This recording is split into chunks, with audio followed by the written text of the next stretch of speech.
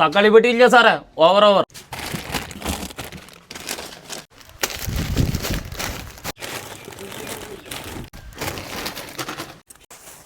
നിങ്ങൾ എന്താണ് സാർ ഇത് നാടൻ കോഴിക്ക് മുട്ടടാൻ മുട്ടിയ പോലെ? നിങ്ങൾ സബൂറായിട്ട് കാര്യം പറയും. ഇതേ മുട്ട നമുക്ക് വേണം. എന്റെ പൊന്ന് സാറേ, ഞാൻ ഇതിൻ്റെ ഉള്ളിൽ ഒന്നും ഒളിപ്പിച്ചിട്ടില്ല.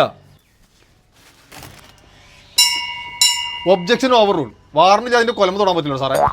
ഇന്റെ കൊല പിടിച്ച് വലിക്കാൻ മാത്രം. ഇവിടെ ഇപ്പൊ എന്താ ഉണ്ടായി സാറേ? അത് അരിയാണ് സാറേ, ബർക്കത്തിന്റെ അരി. ഇതെന്തിന്റെ അരിയാന്ന് താൻ പറഞ്ഞേ? ബർക്കത്തിന്റെ. ബർക്കത്തിന്റെ അരിയിലാണോ ആൻസ് വെക്കണേ?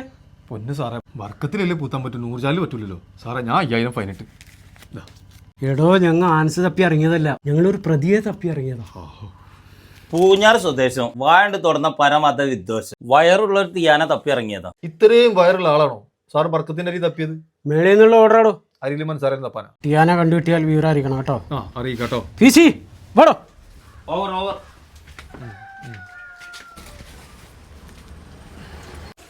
ചേട്ടാ, ബർക്കത്തിന്റെ അരി എന്താ അംശം? പാക്കറ്റ് 60 റുപ്യ. ഒരു കയ്യബദ്ധം നാറ്റുകരുത്.